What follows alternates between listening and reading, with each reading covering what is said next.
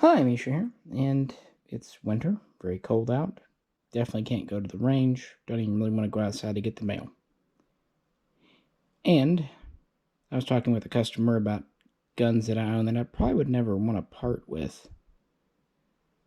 And it got me thinking about my BM59s. I really like all of these, and they're all kind of from different origins.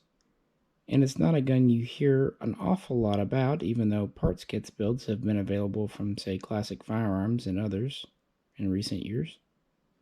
And there's a number of quote-unquote pre-bans, pre-89s, floating around out there. Maybe 6,000, 7,000. So, yeah. I've got nothing to do right now. How about you? Want to hang out and talk about some Italian Garands? Garand? How do people say that? I don't know. Anyway. Carbons. Just kind of see how Italy started with a straight M1 Garand production line and ended up with these. Very clearly M1 Garands, especially the top one. Yet with their own twist. And they definitely outperform an M14, I'll say that right off the bat. Maybe not a G3 or an FAL, but then again, they cost less. For the military, not for you or me. Up top here, we have a BM59E. This was assembled from an original kit by James River Armory on an original Garand receiver. Then we have one of the 1980s Springfield BM59, sometimes called a Mark I. It's kind of your basic standard gun. It too is on an original receiver, this one being PB marked for Pietro Beretta. Other markings you might find on some Italian parts would be BR for Breda, but we'll talk about Breda in just a minute. And then finally, we have probably my coolest one. This is a BM59 Paratrooper, Paracadutisti, with the QD device and folding metal stock. And this is actually an early import from Benet that we'll talk about towards the end of this video. So with that, this is already going to be a longin'. Let's just get into it. BM59. You're right, after that 12 gauge, nothing. Has a lot more muzzle blast than anything we've shot today. Our story begins back during the middle of World War II. In 1943, Italy switched sides essentially and very vigorously denounced El Duce, Mussolini. Joining the Allies, they would soon receive military aid, including U.S.-made M1 Garands, M1 carbines, as well as some British Lee Enfields. In addition, they still had plenty of their Carcanos of different variations. I picked this one here. This is the 9128. They would build a total of about 3 million Carcanos. In short, carbines like this with about a 21 inch, well, 20 and a half inch barrel were often refurbished. For one thing, they kept them in production until 1944, and then many were refurbished throughout the late 40s. And of course, these still fired 6.5 millimeter. They did flirt with 7.35, but that was a pretty brief thing. However, these were, as you know, still bolt action. Light and handy and very reliable and easy to maintain, but not exactly the fastest firing. Hence why they had M1 Garands and M1 carbines. And they would receive hundreds of thousands eventually from the U.S. as it had surplus stocks following the war. Keep in mind, over 6 million were built. Some sources claim that Italy received as many as 800,000 Garands by the time shipments were over. In addition to that, not long after World War II, Pietro Beretta was contracted to repair and refurbish M1 Garands in Europe. FN Herstal would also have this duty, but ultimately Beretta would kind of win favor, becoming the official supporter of the product as the military aid program, the MAP program, well, MAP, you know what I mean, went underway, because lots of nations received many Garands. France was another major user, and of course they would break, or some of them that would come in already worn from the war, and Beretta would fix them up, in the beginning using parts supplied from the USA, typically Springfield, and know-how and support from the USA. But M1 Garand production was essentially over in North America. But there was still a demand in Europe to re-equip these armies. So in 1949, the U.S. government struck a deal with the Italian government to transfer the tooling, the production line from Winchester, which was, by the way, technically government property anyway, to Italy. And so they packed it up and shipped it over. And when the folks at Beretta got a gander of what was shipped, they were, frankly, shocked and dismayed. Turns out, Winchester thought a great place to store the tooling, the cutting bits and saws and blades and milling machines and everything, was outdoors in the Northeast for 4 years without tarps or anything covering it. So they took one look at this tooling, which was already kind of dated. It was earlier war tooling and already had been used to make millions of rifles, so it was already kind of worn out in the first place. As you can imagine, 4 years in the elements did not improve things. So frankly, it was a write-off. There wasn't much they could really salvage from it. But in addition to that, they also had all the gauges, the prints, the jigs, all the production charts and orders and specifications. And Beretta, since obviously they've had a few years to know how to make guns, used all this, plus some extra help from America, to just rebuild the production line, essentially making all new tooling. And since they were doing this, they took the opportunity to update it using some newer techniques, better post-war machines, to the point that they actually had a more modern production line than Springfield. And the first Italian-made parts were cranked out beginning in 1951. And these Italian-made M1 Garands were exact copies of late production. That's why I brought out my Harrington and Richardson here, just because it was closer to hand. And they fired 30-06, and they were adopted into the Italian military as the Modello 1952. Now at this time, they were still using parts from America. They were starting to make their own, but for example, receivers were still American, because again, America, not in addition to just the rifles it had left over, had tons of spare parts. So this is why you could find all kinds of things like the machine's trigger guard and all kinds of crazy stuff. And sometimes it would still have the Winchester or the Springfield markings. Other times Beretta would scrub those off, refinish them, and put PB for Beretta on there. So it's kind of an interesting hodgepodge. But they continued to improve their production line. The first Beretta rifles were ready to go in 1953 and started to be delivered to the Italian military. And by 1955, they were making both barrels and receivers too. And now we have a second Italian company we have Beretta, or Beretta, B-R-E-D-A, which was actually a state-owned factory.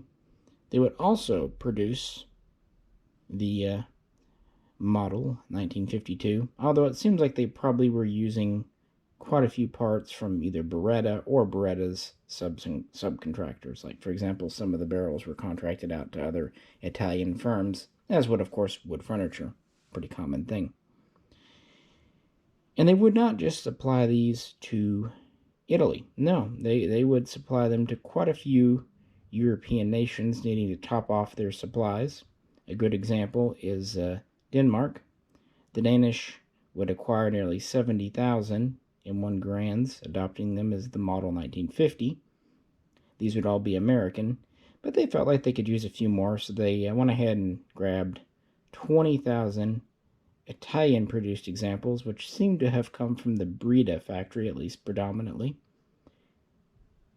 to give them a total of nearly 90,000.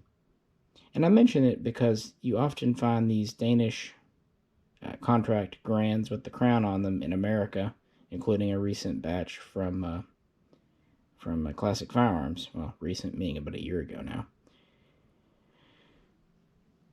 So yeah, production line was up and running, and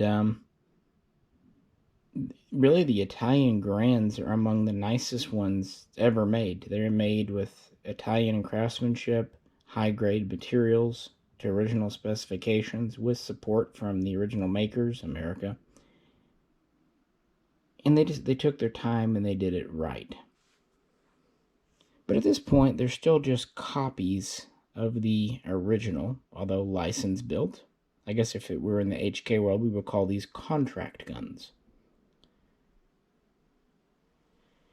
And that allowed them to retire a lot of older guns, including carbines like this, bolt actions, also some of the more worn out M1 carbines and older US surplus M1 Garands, and even some submachine guns like the old MAB 38, although some would stay around, and they'd of course have the PM12. But the engineers at Beretta, they weren't content just to do this. On the other hand, by the 1950s, NATO was switching to effectively a standard cartridge with 7.62 by 51, 7.62 NATO, which started off as 30 caliber light rifle. And yeah, Italy was going to need something to fire this. Really about the same time that Beretta and Beretta were fully up and running making M1 Garands, Europe was starting to look to a new rifle to fire the new cartridge. And FN was leading the pack with its FAL, and had some early adoptions with Canada and Israel. But there was also SETMI over in Spain, which of course would eventually lead to the German G3 at the end of the decade. And you had a few others kind of casting about for what to do. And in America, Springfield Armory was promising it could use much of the same tooling, techniques, what have you, to make a new rifle, but using the same stuff from the M1 Garand, thus doing it affordably and kind of carrying over the M1 Garand's reliability. This would, of course, materialize as the M14 in 1957, and thanks to Springfield's stubbornness about modernizing and whatnot, we know how successful that would be. So what was Italy to do?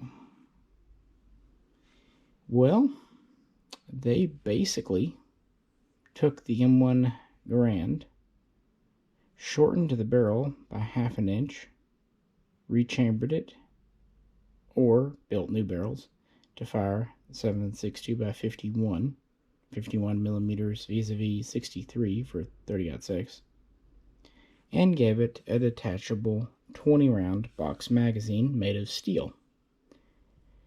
Now, it's worth pointing out that detaching mags have been experimented with on the M1 Garand going all the way back to the 1930s, but it was kind of the U.S. Army that insisted on the 8-round en-bloc system. Now, at Beretta, we had a couple of people of note.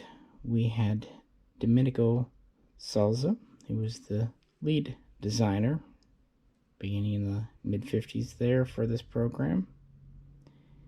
And he had help from a Mr. Valle, Vittorio Valle, who definitely contributed to the design. Early on, the changes were pretty straightforward. You modified the receiver, the bolt, and some other parts for the detaching mag. You added a clip guide, although this one doesn't have it, but later we'll see it on top for topping off, and that was it. These were still semi-automatic, but there would be a select fire version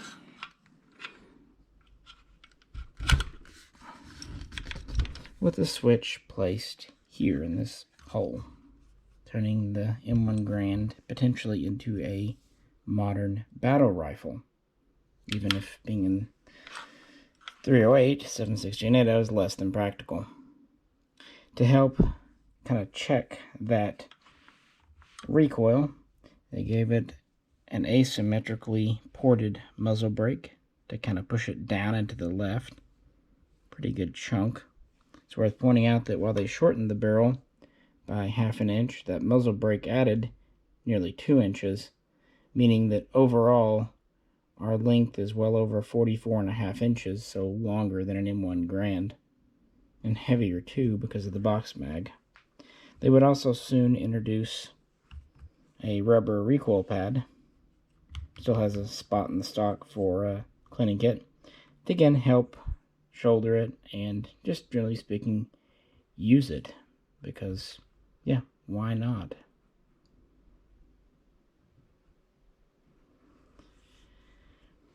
Now this rifle here was reassembled by James River Armory using an original kit with original barrel on an original M1 Garand receiver that they modified, which is why I kind of give it a pass. Obviously we couldn't import them as is because they were select fire.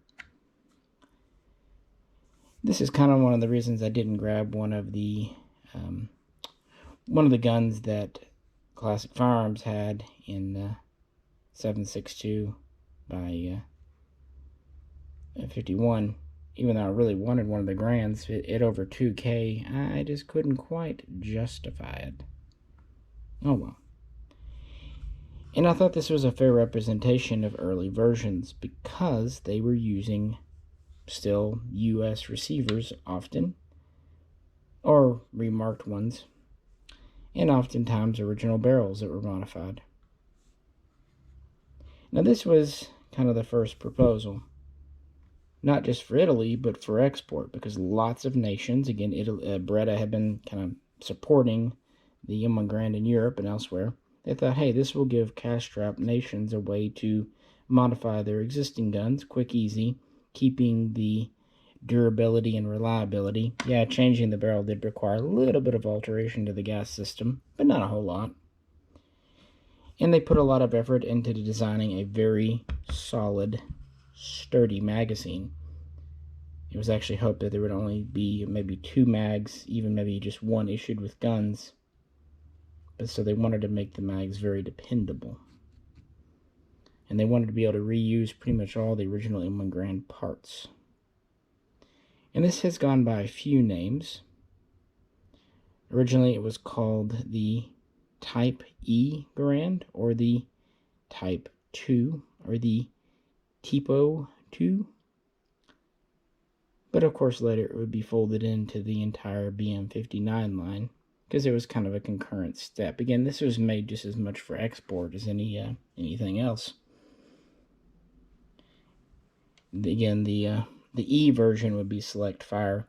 For just semi-automatic only, we would call it an SL version. Just wanted to show you because of how the M1 Garand letter pattern bayonets lock into the gas cylinder. Even with this big muzzle brake, we can still have our bayonet, although obviously not as much sticking out.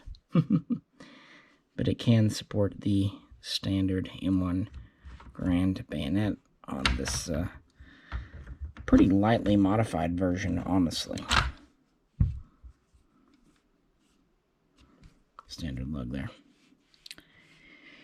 But this really wasn't what the Italian army was going for. They wanted to go a little fancier than this. So work would continue throughout 1957 and 58.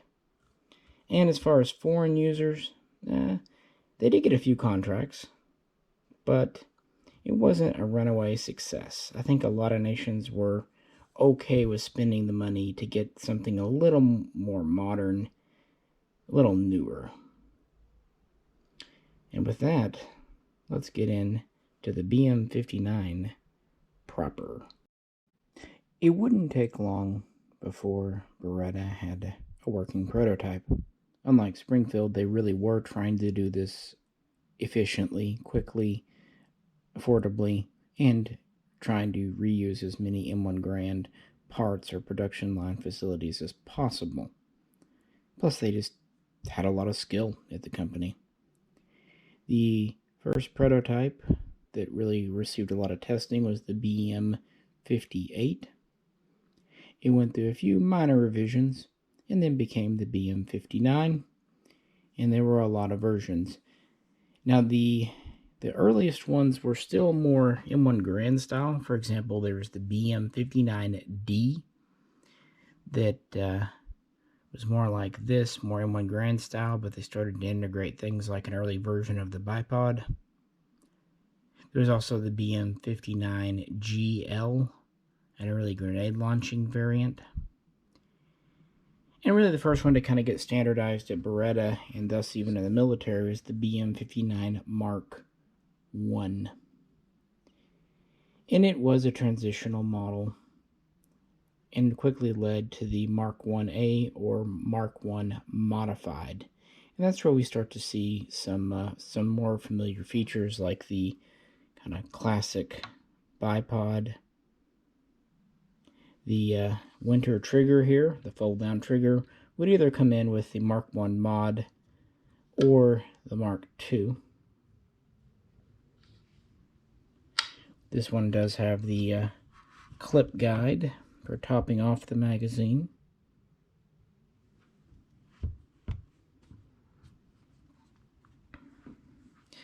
Grenade launching sights would change around for a bit, as would the muzzle device.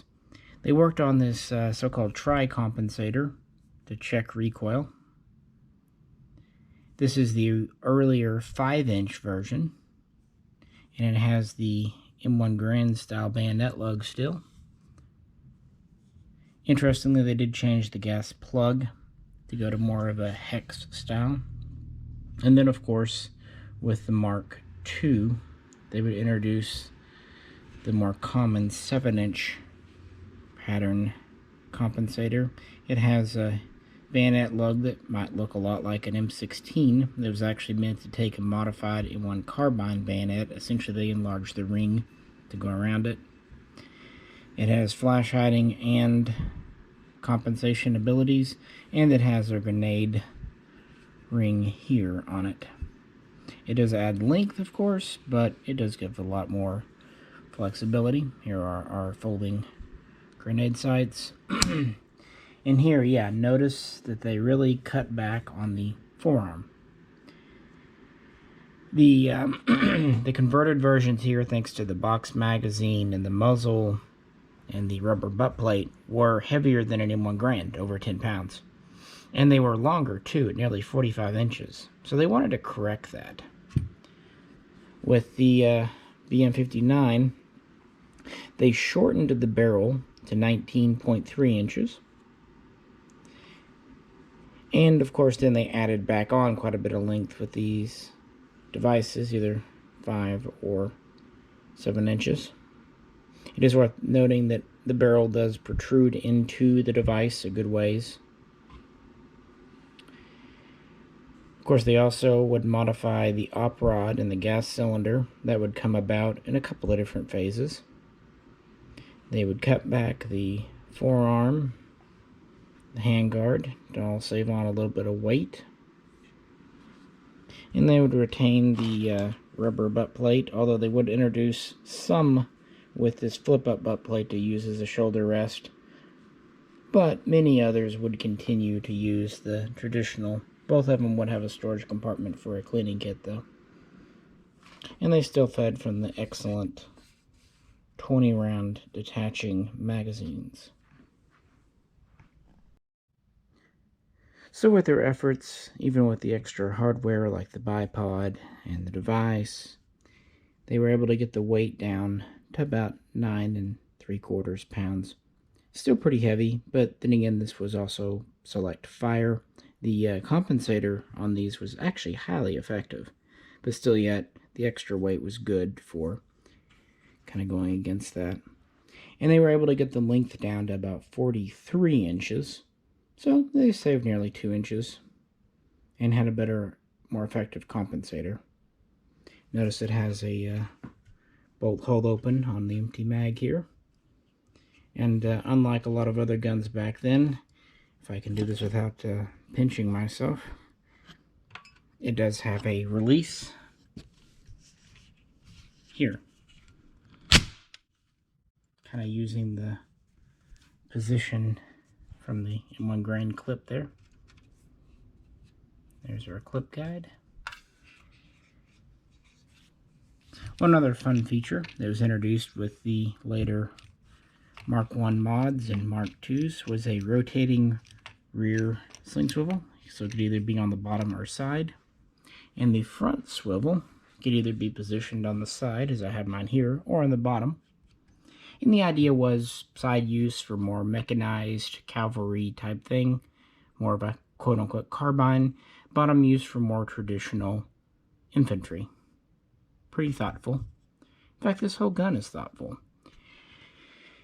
So it was officially adopted into the Italian military in 1959, and they would actually rebuild a lot of their M1 Garands. And for the first, at least, decade of BM59 production, they were actually built on either Italian Garand receivers or even Springfield receivers. In fact, by the time they started making dedicated, purpose-built BM59 receivers, most of the Italian military already had their guns, so they went to fill export contracts or to replace damaged guns in service. Here is a mag pouch. Again, always mindful of finances. They actually took Sten gun or Bren gun pouches from the UK, and they modified them to hold 2 20-round mags.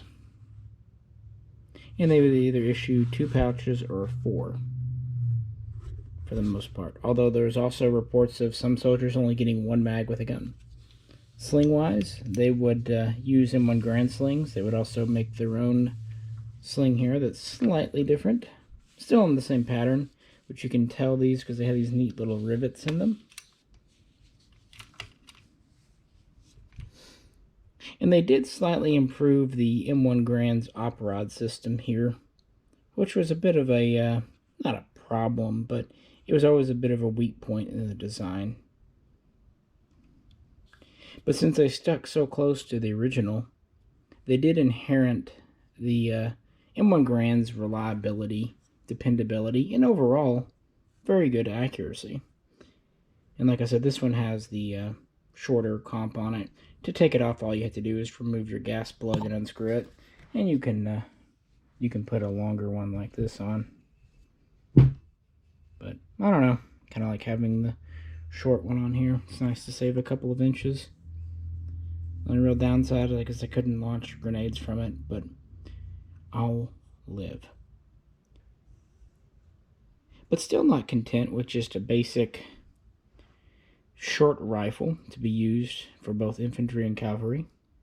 Beretta wanted to make a whole family of these. The Mark II resembled this gun here, even early ones having the 5-inch compensator. Except instead of having this wooden M1 Garand semi-pistol grip stock, they had a true pistol grip stock, but it was still a fixed stock. And really with the Mark II, they standardized on a lot of things like the modern grenade launcher, the modern bipod, and just kind of standard features. The Mark III was the first to introduce this style of metal folding stock, often called the Troop Alpine or Alpine Troop, or Italian Ta for Troop Alpine. It had pretty much the same features, bipod included, but with the folding stock, and it still had the 19.3-inch barrel. And then we get to the Mark III Paratrooper here. The same as the Alpine, except now we have a different flash hider muzzle device, and we'll see if I can do this one-handed. Now I'm going to set the camera down lest disaster strike. Right here we have a QD, that's why it's knurled. I'll show you here. You just grab it firmly and twist. Of course, there we go. So it's a QD socket. Kind of reminds me of how devices fit on the West German G1 FAL. And it has its own unique collar here with 2 lugs. And it has its own shortened barrel. This is 18.4 inches. Remember how I said with the standard barrel, it sticks into the brake, the muzzle device, a good bit. Well, this doesn't really. That's because when it's detached, we save nearly an inch on overall length. Thus, it could be in a paratrooper's bag, and then when they get on the ground, this just pops on readily.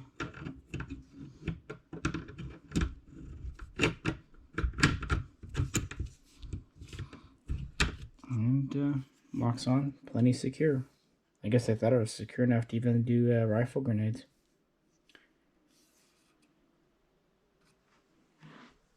So that's kind of neat. As far as our folding stock and everything back here, we have this plastic pistol grip. They don't really seem to have done wood, at least not after the first earliest ones. We lost the storage compartment. There is a small one in the pistol grip, but it's not as large as the one you would find in a standard stock. The stock does fold, of course. Move you out of the way. See, it does lock to the side. And if you really want to make it compact, you can totally fold it up and lock it up. So with the mag out,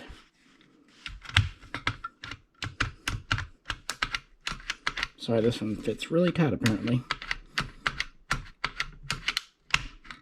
Come on, mag. It's always hard doing these things at weird angles on camera too.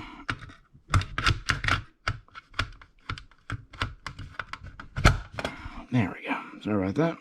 They're a lot easier to get in and out when you have the right leverage. Anywho, my point was, with that stock folded up, aside from the pistol grip hanging down, you have a very slim profile for a paratrooper's bag. I like how they give on these stocks this little rubber bumper is a recoil plate, as if that's really going to help. I guess it's a nod to it. As far as the magazines themselves, they're really the key to this weapon's success. They're very high quality. They have a nice thick base plate here. They have usually an alloy follower designed not to stick. We have nice, sturdy steel framework. They're just heavily made and well built. Originally they were blued, but as they were refurbished and repaired, they would often get a phosphate finish. And they have a very good, very stout spring. And again, they were designed also to be topped off with a standard NATO charger if you didn't have your mag fully exhausted. But yeah, this is quite compact, and why it was so popular. Now, there was also a Mark IV, and at one time I did have one, but it had a 20.8-inch barrel, so longer than these. It was a little bit heavier, but mostly because it wasn't fluted at all. And it had the Mark II style pistol grip stock. These were mostly engineered for a Nigerian contract, but were never really fulfilled in 1969. And so they kind of made it here and there. Often they're kind of considered the SAW version, the LMG version. I don't think that's strictly speaking true. Although, again, they did have a slightly heavier barrel. Some of them had a heavier duty bipod. So I could see that they were built for more rough use, which completely makes sense given combat in the African theater. But anyway, these served very successfully within Italy. They had a few export customers as well, mostly Italy, and it was the nation's standard issue rifle carbine from 1959 all the way up to 1990, so 30 years and some change. But even then, even once the Beretta AR-7090 officially replaced it, it took time to phase it out. So these were quite common up through about 1999, maybe even into the early 21st century. And they did it all on a very good budget, using existing parts. And these have also been available in America, going back a long time. BM59.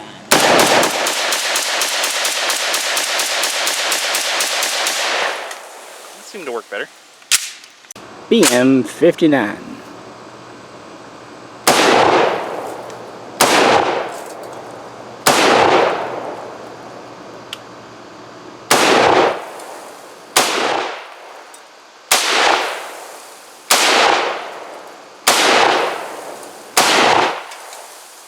Fancy trigger worked, by the way.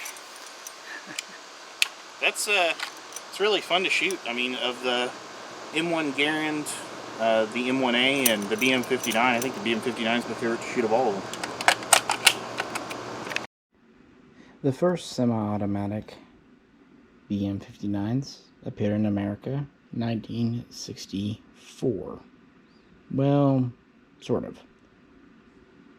They were actually more like this gun here, an M1 Garand converted to take BM59 magazines. That's because Golden State Arms, not to be confused with the Golden State Distributors or Distribution, which run in Chinese AKs later, had a license agreement with Beretta to produce and sell the M59, which fed from Beretta magazines. There's also some people that say that some of the other things, like the receivers, are done by Beretta. Others say no, they were done in California by Golden State. Doesn't really matter. Those were the first. And of course, they weren't really true, full BM59s. They were more like the Type E or the Tipo 2, whatever. They were basically mag-fed Garands in 7.62 NATO. After those, the next to appear was the BM59. And these were brought over by Benet Arms, who also had a store and imported, sometimes using the name Gold Rush. And they would first apply for ATF import permission around 1966-67, and it would bring over a few pre-samples. But before they could really bring them over en masse, the 68 gun control happened, meaning the batch came in 1969, slightly modified form. Now, some sources say only 120 BM59s came in. That doesn't seem to be true. Maybe pre-68, I'm not sure. But 1,500 is a number that's also bandied about. So those are the two numbers. You know, things like that happened long before the internet. Companies went out of business, paperwork lost. You just have to kind of go with what's known. There are some advertisements for the BM59 that survive from the early 70s that appeared in various magazines. So we know that. Now, the BM59 was not a full-featured BM59. It did have the bipod. At least it could be fitted with it for an additional price, but it did not have the grenade launcher sights. And it could either have the 5-inch here or just kind of a barrel style extension that wasn't really a thing. So no grenade launching. I don't know if it had a Benet logo all the time. It's kind of hard to say, and of course guns could be altered over the years. We don't know how they originally shipped. One interesting thing, it did not have a trapdoor in the butt stock for a cleaning kit. It had either early on a solid rubber brown butt plate, or later a black kind of shotgun style butt plate. And it had a few other things done to it to make it more sporting, a little nicer looking stock. Maybe shipping with a 5-round or a 10-round mag instead of a 20, but it could still take the 20-rounders. Things of that nature. But Benet would only bring over that one batch. They would not sell great, just because military-style guns of that era were not that much in vogue. The next to try out was a company called Bourbon. And they imported the BM62, which many think came before the 69. It did not. The 62 came next and was imported in the very late 70s or early 80s. And rough number for those, maybe 2,000. And this was a more sporterized version. That's why I don't have one. It had a very nice blued finish. It had a high-grade walnut stock with very nice finishing. It had the sporter style butt plate. It could have a brown one, but most of them had the black style. It did not have the bipod or grenade sights or bayonet lug, and it had kind of the barrel style, the blank style extension. No flash hider on it. I believe it also lacked the stripper clip guide, but I could be wrong on that. I do know it had a different rear sight. It didn't have the full range military rear sight. It had a 800 meter only rear sight. So yeah, it was a Italian BM59 type, but it was heavily catered, heavily configured for the sportsman market. But our next company finally started building BM59s the way I would want. Springfield Armory Incorporated. My Benet back here. As you can tell by the import numbers from Bourbon and Benet, there aren't that many in the country. Combined, maybe 3,500. Now my Paratrooper back here is an early, maybe even pre kind of sample import from Benet. But the ones you're going to mostly find are from Springfield, and that's a good thing. In 1968, the Springfield Armory closed, the government arsenal, due in no small part to how they handled the M14 thing. And then in 1974, Bob Reese essentially bought the name and the rights to use it and started several projects, including with the BM59. Around 78-79, he began talks with Beretta and others in Italy to essentially buy all he could from the BM59.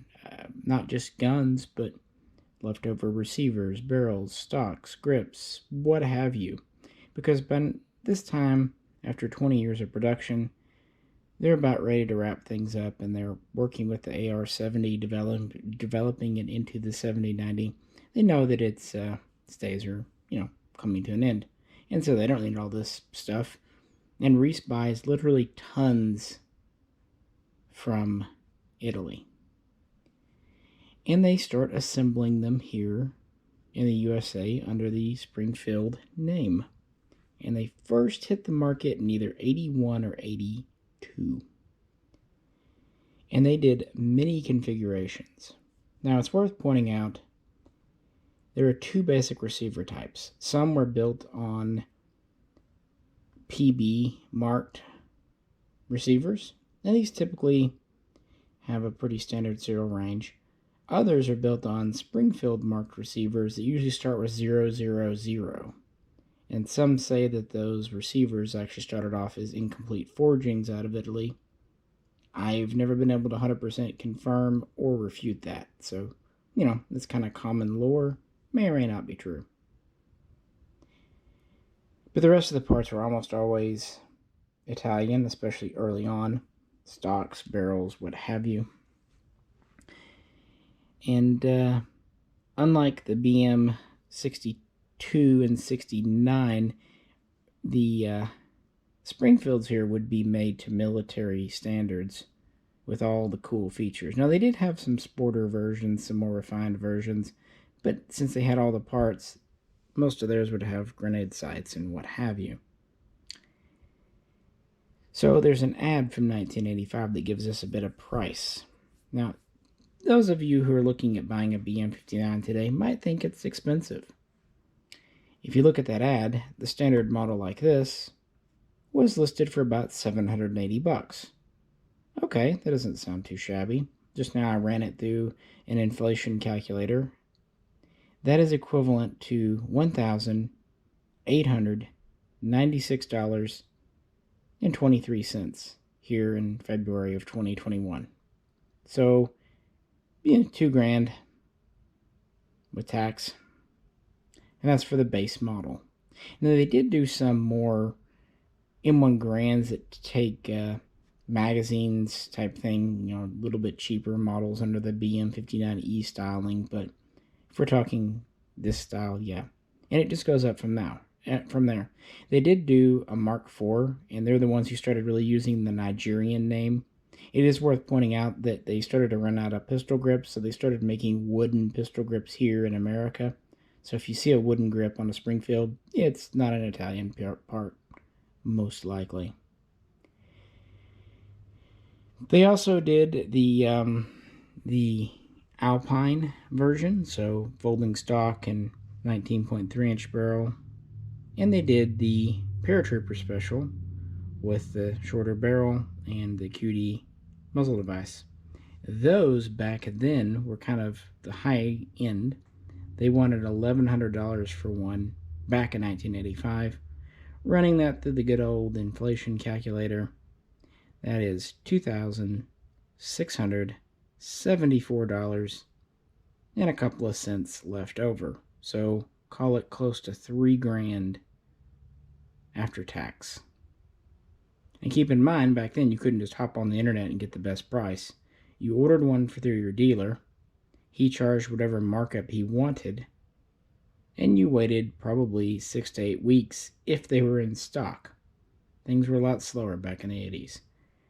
Kind of makes things like SCARs or even the Swiss SG553s not seem terribly out of line today, or even AKs. People get hung up on what stuff cost back in the 80s. They just, I know they know inflation happens, but I don't think it really hits home just how much. But yeah, the Reese guns, the Springfield guns, were pretty cool, especially the ones with the Italian receivers.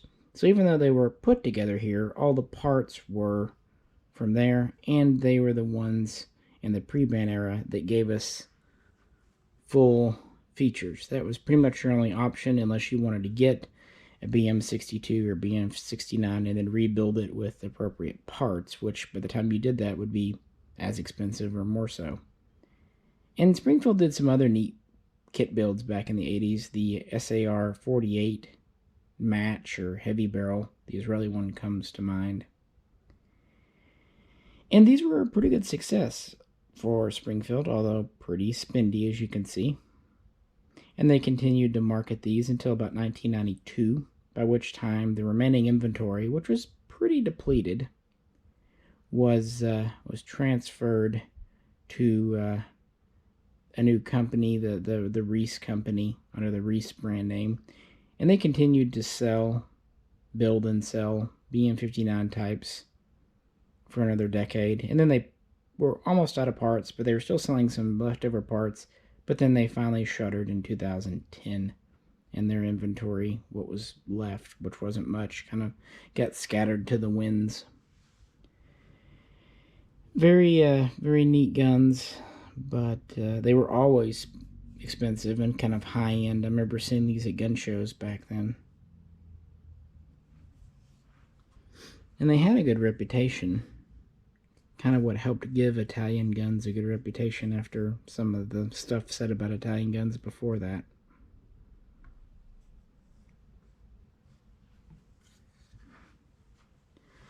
But everything does kind of end eventually. Yeah. We don't really know how many that they sold. It seems like they had between 3,300 and 4,000 Italian receivers, plus a few more built with the Springfield marked receivers. So certainly more than the others put together, but still everything from the pre-ban era, even post-ban, you're looking at well under 10,000. Not a huge number. Of course, in more recent times, we have had some BM59 options. BM59, last snag of the day.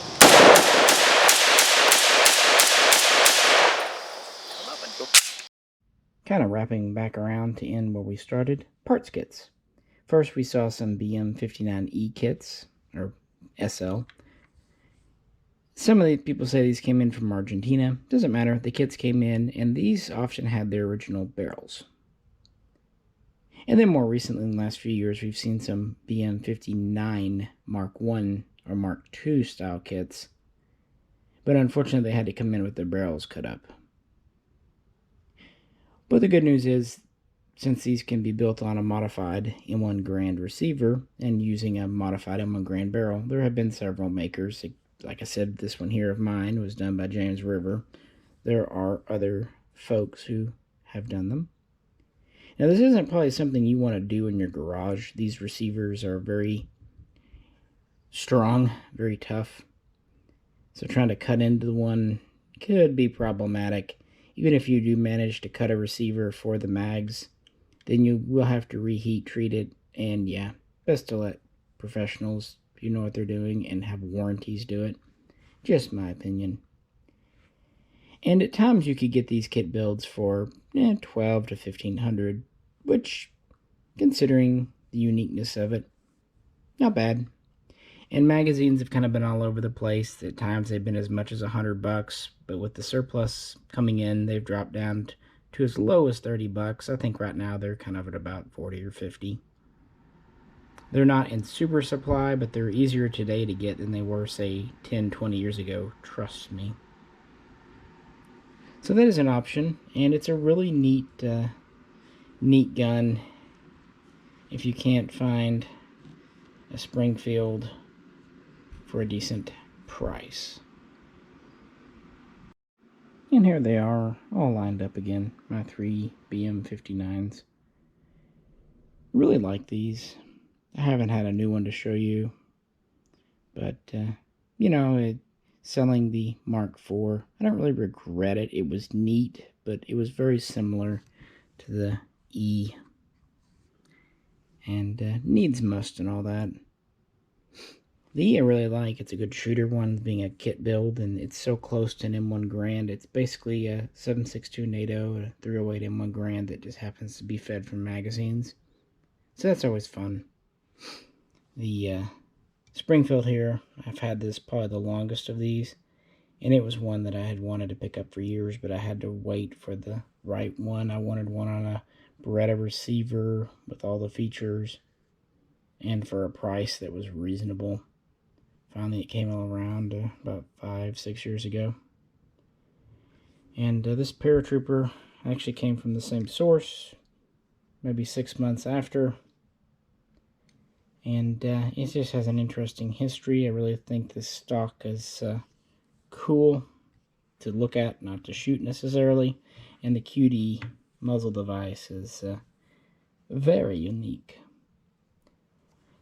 So it gives me kind of a good smattering. The Italian military mostly used these, although they had plenty of these as well, with or without the QD flash hider. And it served them very well and proved to be a very dependable gun.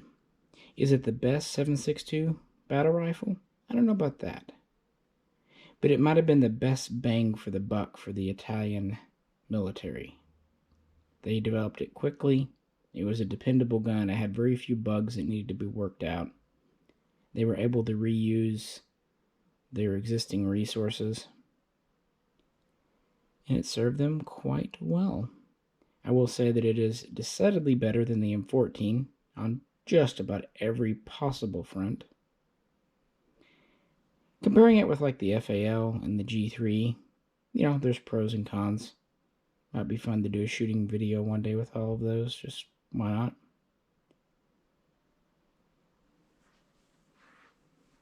But we haven't talked about it in a while, and it's a cold day and felt like a good time to do and kind of talk about the development history, the variants, and the semi-autos available to us today.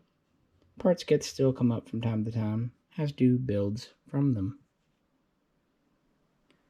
So what do you think? Is it a gun you would be interested in, or gonna give it a pass? It definitely has kind of a retro look to it with the Garand heritage. Let me know in the comments. As always, if you could, like, share, and subscribe. And please, if you'd like to help support the channel, check out the link to our Patreon page. This is Misha, and Jan and I both will catch you very soon next time.